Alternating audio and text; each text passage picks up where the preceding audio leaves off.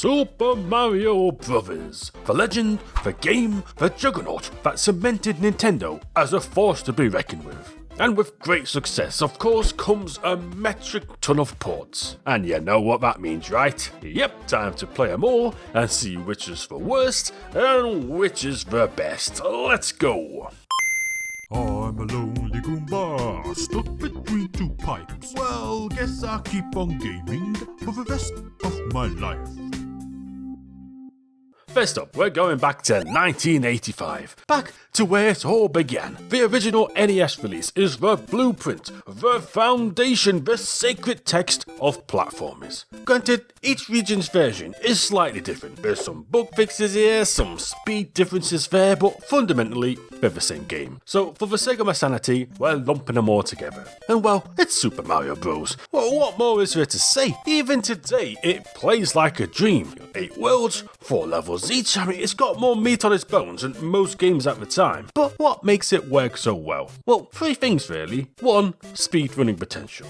The game just flows. Once you start nailing those jumps and chaining your movements together, it's like an art form. I mean, it feels good. 2, secrets. I mean, there's hidden rooms, vines, invisible blocks. I mean, every time you play, you think you've seen it all, but you stumble upon something new. It makes you want to keep coming back. And 3, the controls. I mean, Mario feels perfect. It's snappy, responsive, fast, yet precise. If you mess up a jump, well, that's on you, not the game. And without these controls, the game would probably fall apart. Back in 1985, this thing was an absolute revelation. We were used to single-screen arcade games, and then along comes Mario with his big-ass 32 levels, just taking a big old steamy dump over the competition. It was mind-blowing. A mind-blowing steamy dump. You know, in hindsight, I probably should have used a better analogy, but oh well. And for the most part, the game is fair. Not too hard, not too easy. It's just a good, balanced challenge. That is, until you hit World 8. I mean, if you're not familiar with the game, this world is gonna kick your ass. It's a right beginner's trap. And the main culprit, the Hammer Bros. I mean, those guys, you try to jump over them? Nope. You try to run under them? Nope. You try to kick a shell at them, and all the time, the collision doesn't even work. I mean, what the heck? You're busting my balls over here. So, you're probably just going to tank the hit and pray. And just when you think you're safe, the game throws in like 4 of the buggers in a row. I mean, 8-3, man. It's not beginner friendly, but knowing the locations of the hidden items here is a lifesaver. Get a fire flower, and it's a piece of piss. For actual worst levels though, well, it's those castle maze levels. You know, the ones that just loop forever until you take the right path. They're pure trial and error, and sometimes it feels like it just messes with you for fun. I swear I already went that way like 3 times, and it didn't bleeding work. The damn game's gaslighting me over here. And the final level takes this nonsense up a notch. You got multiple pipes to go down, there's hidden blocks. Bro, you even go underwater at one point. Talking about water, for many, this game was probably the first time they ever played a water level. This was where the curse of water levels began. This was the start of the evil. And even back then, they kinda sucked. I mean, what else is new? Right, so we beat Bowser, and the ending kinda sucks. Well, there basically isn't one. Peach just shrugs and says, well, thank you, but you've got to do it again. I mean, that's right, it's time for the second quest. And, it's a bit of a letdown. I mean, enemies move a bit faster, some platforms are a bit smaller, but the worst thing is, and this one is unforgivable, every Goomba is replaced with Buzzy Beetles. Oh, sorry, I think I was just sick in my mouth. Bro, what the hell is this? A lonely Buzzy Beetle stuck between 2 pipes?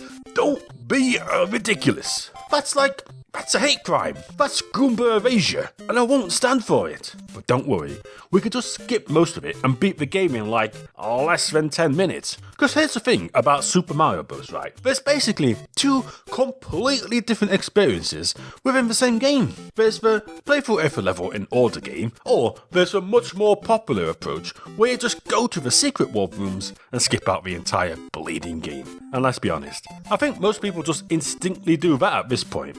You go to level 2, walk across the top, warp to world 4, find this hidden block, and warp all the way to the final world. You go from having to complete 32 levels to 6. I mean, seriously, when's the last time you saw this level? I bet most of you forgot this level theme was even in the game. Now, skipping like 90% of the game might seem like cheating, but let's not forget, they replaced Goombas with Buzzy Beetles, so I just call it karma. So, after looping through the game twice, what do you get? Nothing. It's the same bleeding ending. The game just loops again. Well, that kinda sucks. Didn't even get a kiss. I'm sorry, Mario. But you know what? It doesn't matter, because the game is still an absolute blast to play. Maybe I'm a little biased. I mean, this was my celebrity debut, but let's be real, Super Mario Bros. Is still a 10 out of 10. And for now, it sits proudly at the top of the Super Mario Bros. Leaderboard. We're now in 1986. A year has passed, and now Nintendo are slapping Super Mario Bros. Into arcades with Versus Super Mario Bros. Released exclusively in America. Now, some of you might be thinking this is just a direct port of an NES game, and to that I say, wrong. At a first glance, sure, it looks the same, but it's packed with changes. First off, we've got 6 brand new levels. See, in the original game, some levels were just harder versions of earlier ones, and if you weren't paying attention, you might have not even have noticed. But it's true, Nintendo full on just copy and pasted level layouts. I mean, it's a bit naughty of them. So, they axed those and replaced them with 6 fresh new levels that are, quite frankly, pretty good. These new levels did eventually make their way into the Japanese version of Super Mario Bros. 2, but we don't talk about that game. On top of that, they also reworked the existing levels to be way harder, because, you know, arcade games exist to eat up your quarters. There's less power-ups, more enemies, and shorter time limits. They even switched up the correct paths on the bleeding castle mazes. It completely screws up your muscle memory. The whole game has this weird Mandela effect energy. It's familiar, but off. Honestly, this is what the second quest should have been on the NES game, building upon the base levels to offer something new. Oh, and those warp zones? Well, we're completely nerfed. You can't just jump straight to World 8 anymore. The best you can do is World 6. Nintendo knew what they were doing, you cheeky buggers. And get this, the game actually has a proper ending now. None of that, just kidding, do it again nonsense. It feels like we actually achieved something now. And there's even a leaderboard. I mean, suddenly, high scores actually matter again. You know, if you actually care about that kind of thing. It makes skipping levels feel like a bad idea because, let's be real, your score's gonna be garbage if you speedrun straight to the end. I like it. It adds more replay value to the game and there's something else to focus on. I mean, weirdly enough, I think I might like this version more than the NES one. I mean, maybe it's just the novelty factor of never playing it before, but the new levels, the new difficulty, and the scoring system gives it a fresh edge, you know? And since you're technically paying to play, there's an actual incentive to collect coins and extra lives, since you really don't want to be getting a game over and forking out more cash. Not that anyone's playing this in a real arcade anymore, but still, it's the principle. The only real flaw is that it's mixing new and old levels, and it makes the difficulty curve a little unpredictable. But hey, I'd take that over recycled stages any day. So yeah, that's Versus Super Mario Bros. An absolute banger, what can I say? It's another 10 out of 10. If you play the NES version to death, give this one a go. Alright, so in June of that same year, Nintendo released Super Mario Bros. 2. And I'm just saying it right now, it's got a 2 in the title. It's a different game. I ain't touching it with a 10-foot pole, okay? So let's just nip that in the bud, shall we? It's got a 2 in the title, it doesn't count, simple as. But before we look at the next version, a quick word from our sponsor. It's Custom GBA Video. Remember those old Game Boy Advance videos they did back in the day? You could watch your favourite shows on your Game Boy in all its compressed glory. SpongeBob never looked better. Well, now you can finally make your own. Just send over the video file you want on the website and they'll do the rest. They'll convert any video into a working ROM file that works on an actual Game Boy Advance. Or an emulator, but don't tell Nintendo. They'll even make their own customised menu page. chapter select screen and control page for every video just for you. You can even adjust settings on the fly, such as the brightness, scene skipping, and you even get a unique pause icon. It's the full shabam. You can convert literally any video you want. I mean, heck, I'm gonna use it on myself right now. So, use my promo code Goomba and get 20% off your first purchase and help the channel out too. Movies, shows, videos, anything can be turned into a Game Boy Advance video. So, check it out. So, back to Mario, and a few weeks later, Nintendo released Super Mario Bros. On the Game & Watch. You know, part of a Crystal Screen series. Ooh, sounds fancy, doesn't it? And here's the thing, this one actually had a see-through screen. So, instead of just staring at the same old boring opaque screen like some chump, you could draw your own backgrounds on a piece of paper and put it behind the screen and get all creative and stuff. Now, the game itself, well, it's a bit of a surprise. I mean, most Game & Watch games stuck to one static scene. That was it, that was your whole lot. But this one, we're talking multiple levels. I mean, that was pretty much unheard of back then. Sure, it might look like a jumbled mess of lines and confusion at first glance, but it's actually a 2D side-scrolling platformer, and considering the limits of the system, it's surprisingly easy to follow, and dare I say, fun to control. And hey, they even try to shake it up by having 8 different levels, and a lot of them feel pretty distinct. You got the auto-scroller, you got your single-screen platforming challenges, you got your classic underwater levels where you can move freely in 4 directions, and this level has us going down various pipes, and there's even a Bowser's Castle with those spinning fire bars. Granted, you got to use your imagination a bit, but it's impressive how much they did with essentially just lines. Oh, and there's a nice touch. You can even jump below the platforms to get items like mushrooms and stars. I mean, it's just like the actual game. So, once you beat the game, it loops back round, and now things are faster, and there's bullet bills. It makes things a bit more challenging, but unfortunately, this is where the game falls apart. There's just too much going on. The levels are scrolling, you're moving, the bullet bills are moving across the screen at a different speed to the scrolling, and it's just a confusing mess. And then on the third loop, Lakitu shows up. It's just a nightmare. This is where LCD games tend to choke, when they just try to do too much at once and everything just becomes a mess. Apparently, there are 8 worlds, so 8 loops, but let me tell you, after 2 runs, the novelty is well and truly gone. Anyone who manages to finish all the worlds in one sitting either has an ungodly amount of free time, or has made some very questionable life choices. I mean, it takes forever. You know, they actually re-released this game 2 years later with different visuals. Everything's been redone to look like the Mario we all know and love. But honestly, it's still the same game. I mean, don't get me wrong, most people will probably prefer this version, but I think there's something about the original Game & Watch style that just gives it some charm, you know?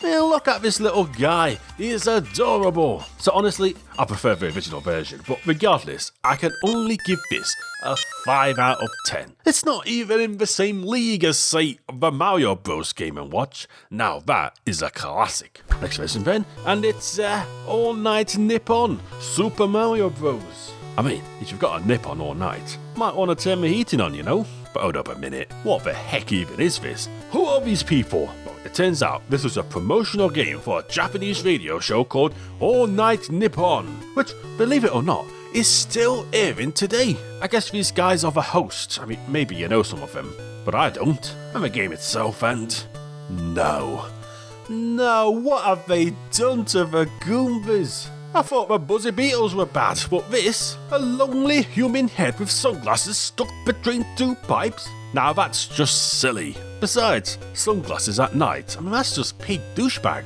I don't care what anyone says. Now, as you can probably tell, a whole bunch of the visuals have been, well, changed. You've got a dude popping out the pipes, you got microphones all over the place. Heck, the Invincibility star has been replaced with, the Star of David.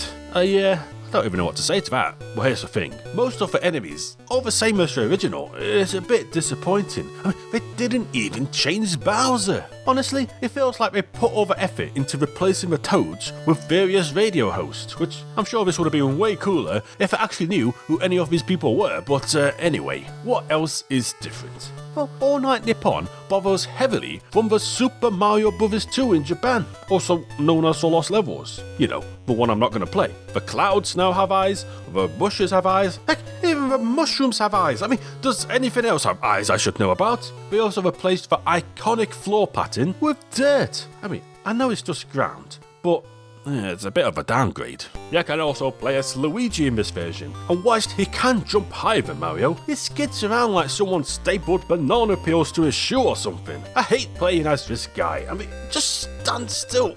Come on, man. Oh, man. But hey, despite all the bizarre visual changes, the game's actually pretty similar to Versus Super Mario Bros. It's got a mix of levels from the original and the sequel, whilst tweaking the original levels too. This again causes a slightly inconsistent difficulty curve, but what really makes this version way more difficult is one change to the Hammer Bros. See, in this version, they aren't just minding their own business hanging out on some platforms. Now, they're actively hunting you down. This makes level 8-3 even more of a nightmare. You can't stand still and wait for your chance to strike. You can't even hide behind this pipe.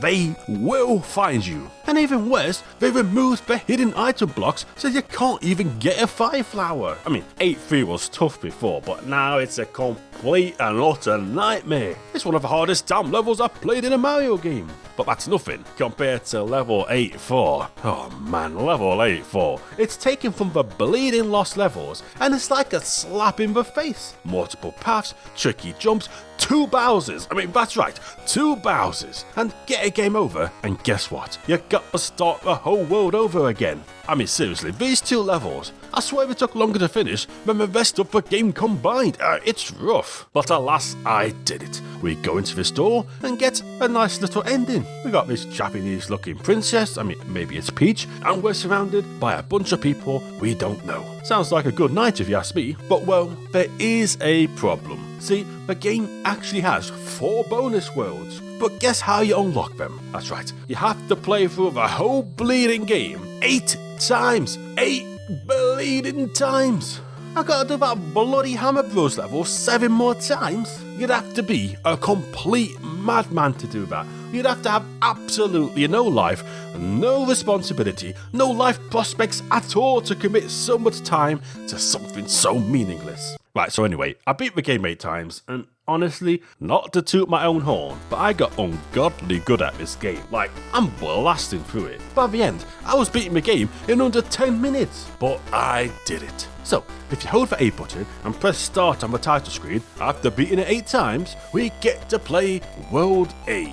And was it worth the trouble? Well, not really. It's just stages from the Lost Levels again. It's funny though, because this level is missing the wind effect from the original, so you just have a bunch of huge pixel perfect jumps. But the thing is, most of these levels aren't hard.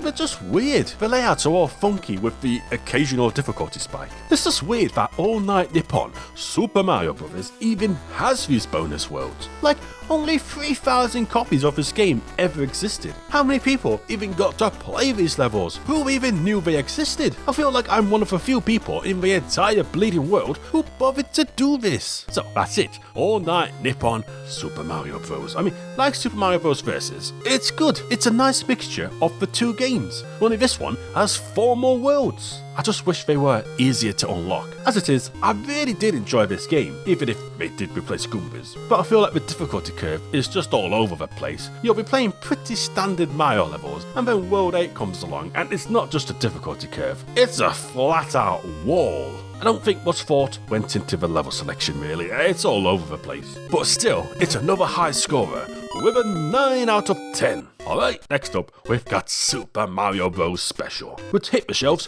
in 1986 for the Sharp X1 and the PC 8800 series of computers. And just like Donkey Kong 3, the great counterattack from my last video, this one's a bit of a weird, alternative universe version of Mario. I mean, is it a sequel? Is it a different interpretation? I don't know. But let's be real, when else am I going to talk about this game? I mean, look at this. We've got to talk about the absolute train wreck of technical technical performance this game brings to the table. The game runs like pure ass, and there's no scrolling here. No, when you get to the edge of the screen, the whole thing freezes, and then it slowly moves across. It's like Blade in Legend of Zelda. Like, okay, that works fine in Zelda, but in Mario, it's awful. You can't see what's coming next. Sometimes the screen scrolls and bang, enemy in your face. Or a platform you can't even jump to. It's a blind leap of faith every single time. And this frame rate, man, it's pure trash. If you're one of those people who loves a smooth 60 frames per second experience, I think this game might send you into a cardiac arrest. This game chugs. Whenever there's anything on the screen, it slows down to a crawl. Sometimes borderline unplayable, especially when there's a fireball on the screen. I mean, what we're talking here, like 3 frames per second. That's got to be a record. But weirdly, you get used to it. You start to click with the game, and somehow, some way, you start to have fun. Only to be slapped in the face with a glitch. Like, serious glitches. I mean, I thought my copy was busted at one point, but no, it's just how the game is. You get stuck in blocks. I mean, sometimes enemies just disappear, like Nikito over here just dipped for the entire level. I mean, I like that glitch. And sometimes platforms won't load in, rendering the level impossible. Although I've heard this might even be intentional. And then you just have shit like this spring that barely works. I think I broke it. It's funny, because this is the first and last time a spring ever shows up in the game. It is like they knew it sucked. I mean, it flat out doesn't work properly. And speaking of not working, we forgot to make these pipes work. See, there's a bonus room up here, and there's no way out. The pipes, they do nothing. You're just trapped between the 2 pipes till the timer runs out and you die. So now Mario knows how it feels, eh? But the thing is, the level design is surprisingly good. Like, really good. I mean, I'm talking on par, or maybe even better than the original game at times. And as you progress, the game starts mixing things up too. Enemies from the original Mario Bros. Arcade game start showing up. You got flies, crabs, heck, even the Donkey Kong barrels. And then you've got... Wait. Is that what I think it is? Icicles!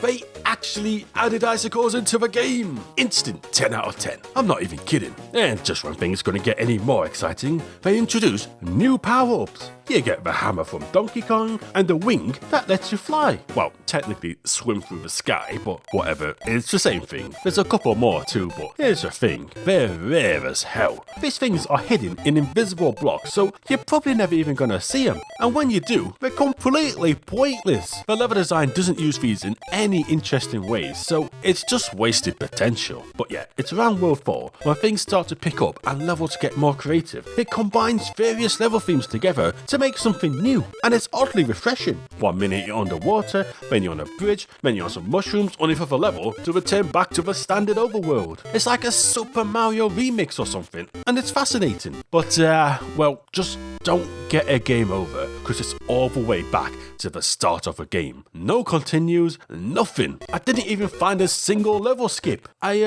How am I going to beat this game? Well, turns out the old infinite life trick still works. But if anything, it's even easier in this version. You could do it against literally any war. Just look how many lives I've got. B3. That's not a number, Nintendo. Although, you did sink my battleship. I love slipping in pixel perfect jumps, by the way. I mean, seriously, you'll be making jumps you didn't even think were possible. And those Bowser levels become bleeding labyrinths. This one has you actually jumping out the level to access this pipe to progress. It's pretty creative, actually. I'm not a fan of these firebars and almost impossible to dodge spots though. The timing on these things is so tight that you'll probably just have more luck hoping the collision craps out and it gives you a freebie. Having said that, Bowser is a pushover in this version. He barely does anything for most of it. It's only the final boss that gives any resemblance of a challenge. So anyway, I beat the game, we get a pretty nice ending, and we even get credits. Which is kind of surreal to see, actually. Super Mario Bros. Has never had credits at the end. It just goes back to the title. But heck, not only does this have credits, it also has a whole ass cast list. We got such classics as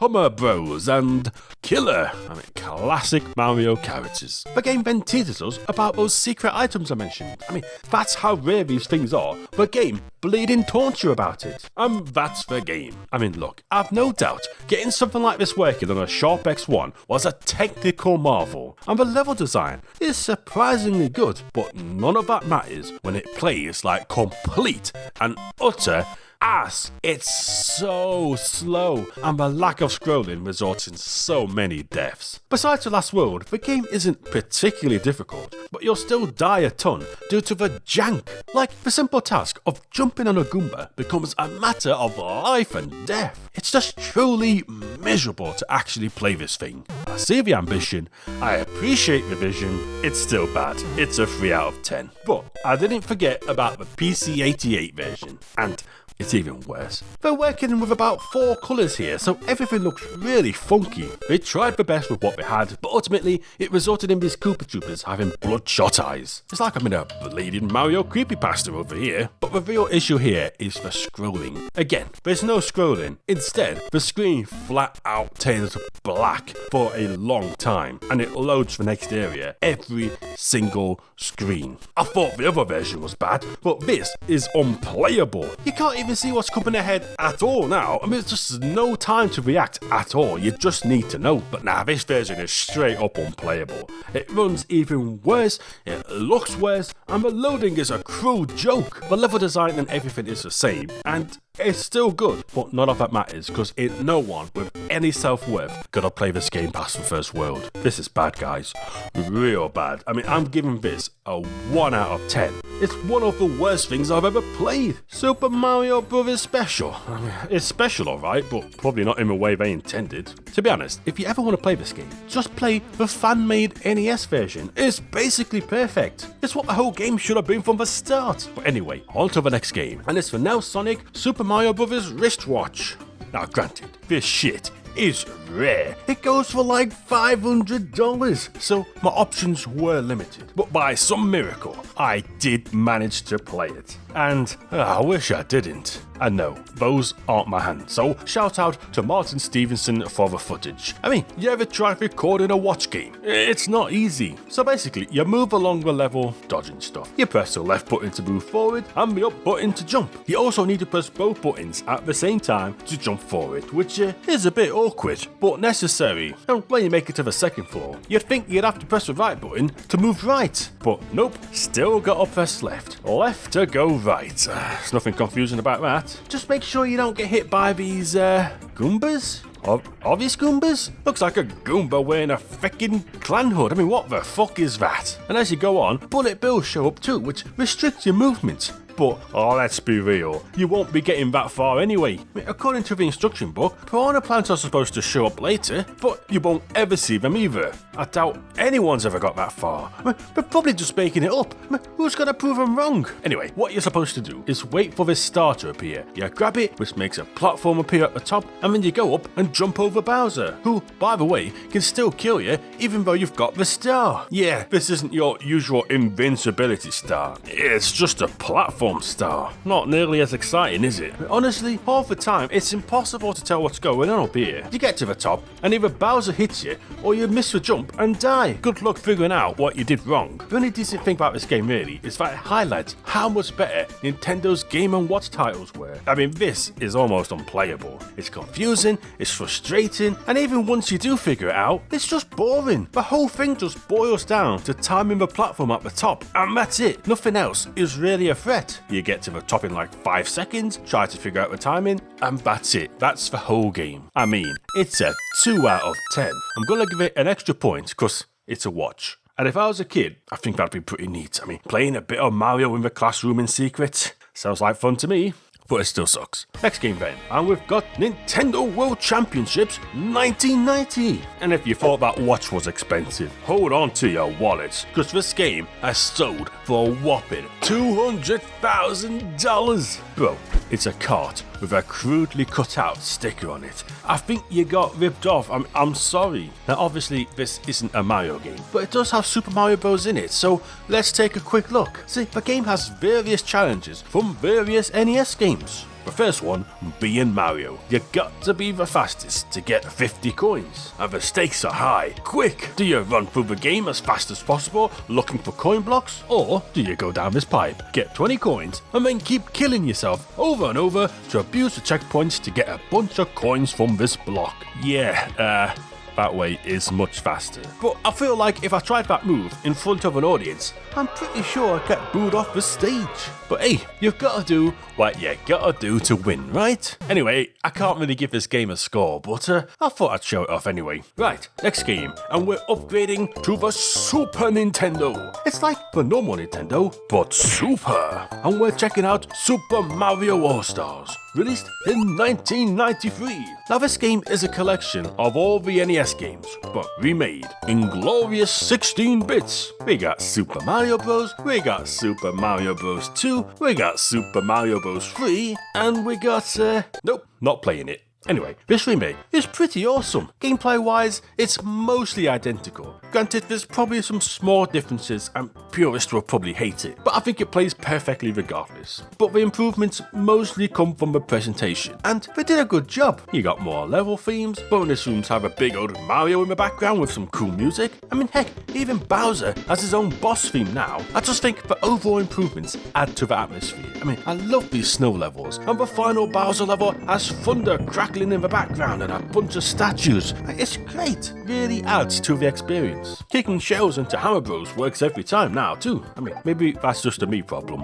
but it makes 8-3 a lot easier. And those crappy Bowser maze levels now give a little chime when you pick the correct path. Thank God for that. Makes the levels way more enjoyable. Another major improvement is that you can save. You don't gotta beat the game in one sitting. You don't gotta abuse warps to level skip. You can just stop playing when you want. Maybe this is controversial too, but I like this more than the NES version. I mean, it's the same game basically, but with quality of life improvements. Which makes me think I need to rearrange the scoring a bit, because this is another 10 out of 10. And we've got 3 of those already. Unfortunately, the next game on the list is Lost Media. It cannot be played. It is lost to time. So technically, my video title is a lie, but let's be honest, chances are you didn't even know this existed anyway. It's BS Super Mario Collection. And no, I know what you're thinking, but the BS stands for Broadcast Satellite. See, it was one of those Nintendo Satellaview games. This thing was way ahead of its time. See, you could actually download entire games to your Nintendo via a satellite broadcast. What the heck? That is some science fiction type shit going on there. But it's true, I think, and this game was one of those games, which also means there's no physical version. It's gone. Luckily, someone did record it, so shout out to Kukun Kun for that. And it's basically the All-Stars remake. Only you got these cute little world maps, mini games from Mario Bros 3, and fully voiced cutscenes, which is wild. ピーチ今行くぞ待ってろマリオさん最後の決戦よ頑張って Granted, the game only included 5 worlds, but even so, had this version been the 4th game, it would have easily been the best so far. But alas, it was never meant to be. 2 years later, Nintendo released Super Mario Bros. Deluxe on the Game Boy Color. Ooh, fancy title screen. And let me tell you, they went all out here. This isn't just a simple port, it's a flat-out, full-on remake unlike anything we've seen so far. First up, you got the classic NES game. I mean, it's mostly the same, but there's some small differences. I mean, mostly presentation-wise. You got this delightful little world map to look at, and things are more animated in general. You got Toads jumping around, the lava and water moves, and Peach even talks and gives you a little kiss at the end. Oh, lucky bugger. They also kept the audio chimes in the Bowser levels. Huzzah! And the game also includes the second quest. But the main thing you're going to be playing is the challenge mode. This mode is absolutely amazing. Each level now has 3 objectives to do. Find the 8-bit coins, beat the score targets, and find the hidden Yoshi egg. Seeing Yoshi in the first Super Mario Bros. Is kind of surreal actually, and these challenges aren't easy. I mean, the score targets are no pushovers. You basically need to do a perfect run. You gotta pull out all the tricks, mixing speed and killing enemies. You gotta get over coins, find the hidden blocks, get the fireworks. I mean, you've got to full on try hard to do this. Finding Yoshi can also be a bit of an ordeal, but luckily the game will give you hints on where to find them, so it's more of a treasure hunt thing than being skill based, but it's a lot of fun. These missions add so much playtime to the classic game, and the red coins really change the dynamic of how you approach these levels. But wait, the game has even more, because if you go to this little Boo icon here, you get to play You vs Boo, a new mode with all new levels where you've got to reach the end before the Boo. It even has new level hazards like these switch blocks and these spikes, and it's just super fun, man. And the better time you get, the harder the opponent will be, going from white Boo to green to red to black. But I never unlocked black, so just use your imagination. I mean, you can even play this mode with another player in versus mode. Why has this never returned? It's amazing. The game also has some mini games like a fortune telling game and a ton, and I mean a ton, of images you can print out with a Game Boy printer. Yeah, remember that thing? You hook it up to your Game Boy and print little crappy stickers. That was till you ran out of the stickers and never found any more. I mean, that was it. But hey, it was fun whilst it lasted. There's also this Luigi icon on the menu. Select this and we get Super Mario Bros. For super players. Yeah, sounds fun. Let's check it out. Oh, it's Lost Levels, isn't it? You know what? Fine. I'll play the feckin' Lost Levels, okay? Is that what you want? Feckin' slipping it in there, hoping I wouldn't notice. You've been slapping the Lost Levels in my face this entire bleeding video. Well, you got me. I'm playing it, okay? So yes, this game also includes the Lost Levels in it, which is pretty incredible, but I'll talk about that more in a bit. So you might be thinking, this game is absolutely amazing, right? And yes, it is, but also no, because there's one problem. Just one. But it's a big, huge, absolutely massive problem. The screen crunch. The old field of view. It's too small. You can't see shit. Seriously, it's bad. Every time you die, it's because of this. Unless you know these levels like the back of your hand, you're gonna mess up. So many leaps of faith, so many off-screen enemies causing issues. Bowser levels are completely ruined, and the bridge levels are ruined. Heck, even Lakitu levels become a mess, as it's way lower than intended in order to fit on the screen. Now, you can move the screen up and down to help, but it just stops you speeding through the levels, and that's when Mario's at his best. You wanna go fast. Granted, it's not as bad as, say, Mario Special, but it slows the game down as you sort of got to edge forward.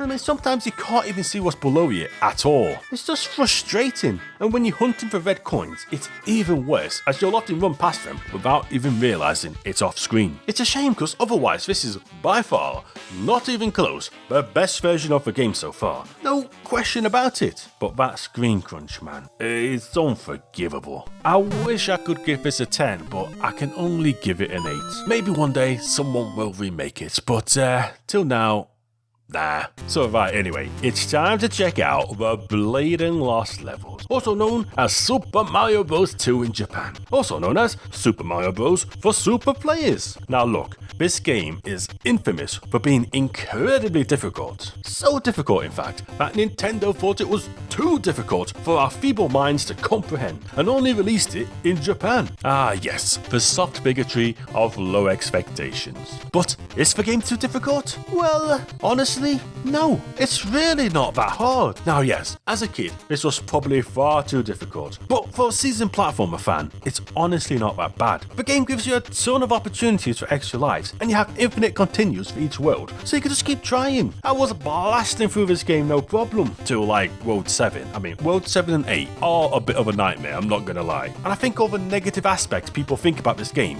are magnified in those worlds. See, one of the issues with this game is, it's just out for blood. It's a nasty, mean-spirited game. You hit a question block expecting an item, but nope, it's a poison mushroom that kills you. You wanna jump over this hammer, bro? Too bad, invisible block designed specifically to mess you up. Heck, the game flat out punishes you for looking for secrets. You think you found a warp room, but nope, it's a warp all the way back to the start of a game. And it does this stuff multiple times. Your only choice is to die or wait for the time to run out. There's a level here where you can jump over the flagpole, which is super cool, but again, leads to that bleeding warp room which takes you back to World 1. You end up just getting paranoid and giving up looking for secrets because you're just constantly punished. which is a shame because my level design is really solid for the most part. If you mastered the original game, this almost feels like the perfect sequel. It's the hardest Mario game by quite a bit, and I think in a weird way, that makes it more fun today than perhaps it did when it released. It's unique because of its difficulty. But anyway, yeah, the last two worlds are awful, but if you beat the game without using a warp zone, which is fine because I didn't find a single one, you get to play the special World 9. But here's the thing, right? It only gives you one life. Die once and you're back to the title screen. It's over. You only have one chance. Again, it's a nasty game. These levels are weird anyway. I mean, 3 of them are water levels, and one of them is like an outdoor castle where you can just run over everything. I think these levels are like a reference to the minus world glitch you might know about, but they're shit levels, and when you do beat them, it just loops World 9 over and over again.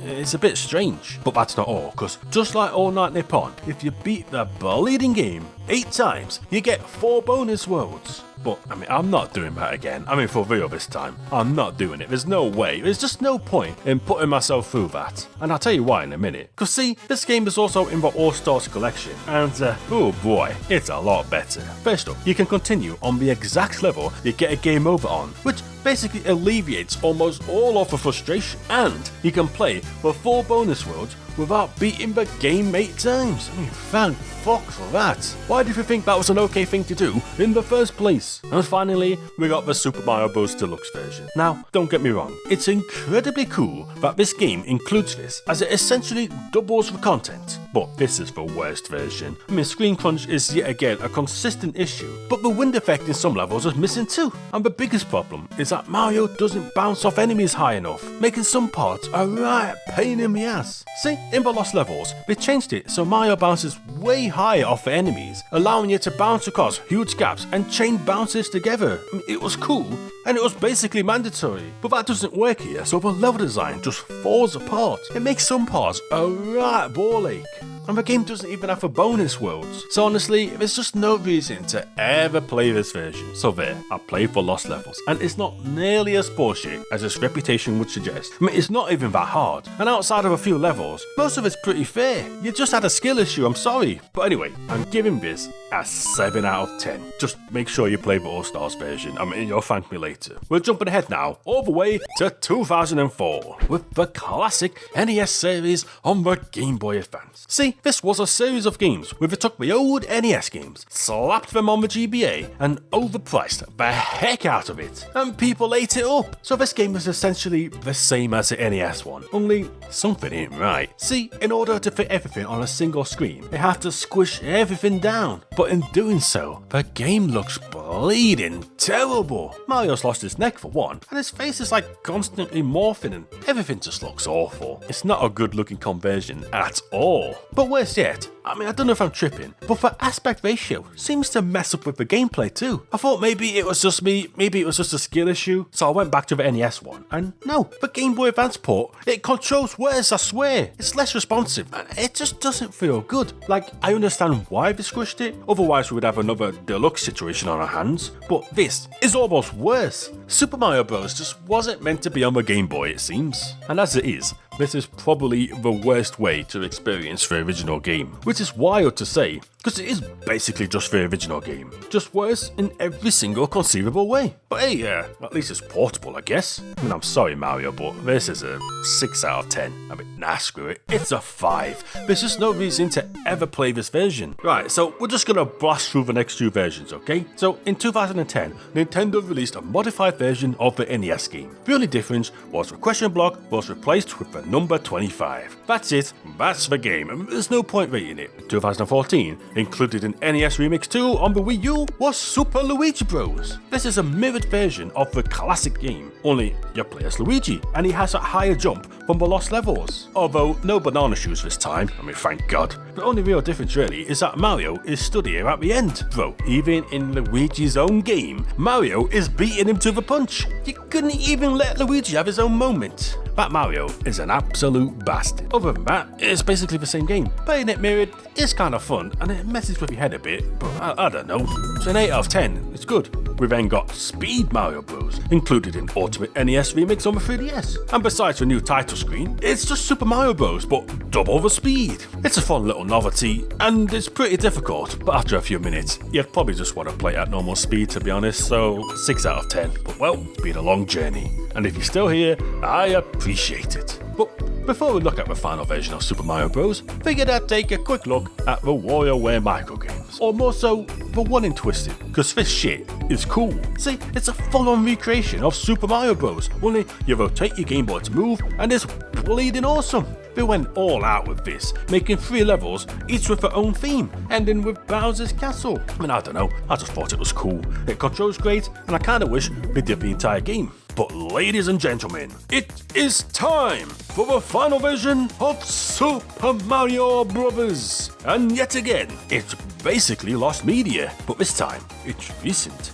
Heck, some of you have probably played it not too long ago. It's Super Mario Bros. 35, the 35-player online version of Super Mario Bros. I mean, I played the heck out of this. It was an interesting game where you'd have to kill enemies to send them to other players, whilst also trying to kill them yourself to keep your time limit up. And you could even spend 20 coins to get a random item, so it made coins pretty important. And eventually, the game just becomes complete chaos. There's hundreds of enemies all over the place. I mean, Bowser's hanging about on every level, there's Baloopies swimming in the air. It's absolute chaos. Get a star here, and you can kill them all, and you're good to go.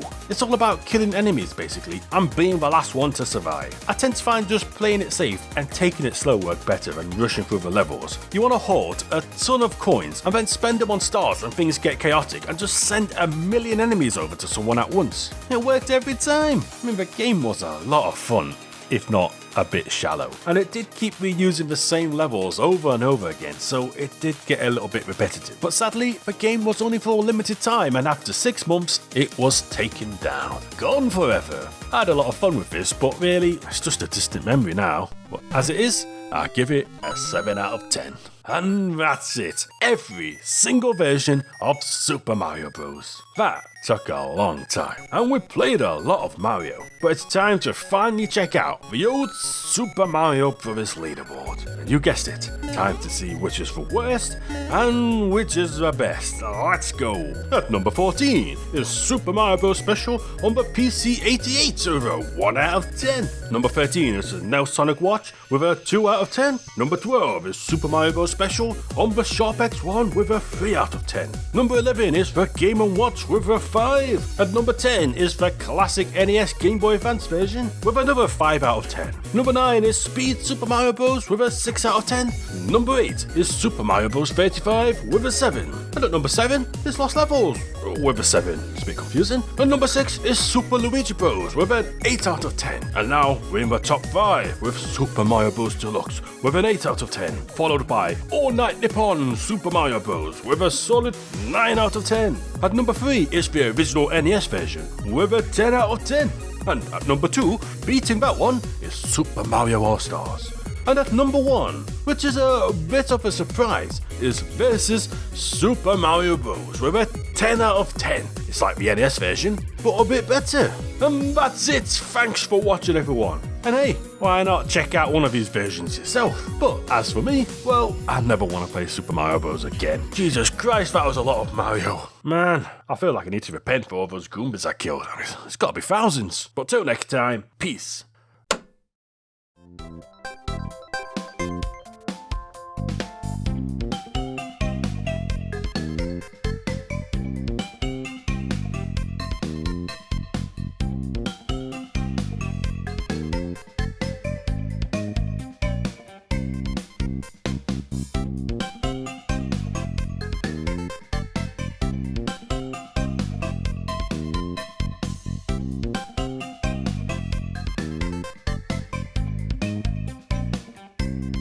And the Goomba of the month is Super Bibble, the iconic character from the hit series Super Bibble Brothers. It's an honor to have you here.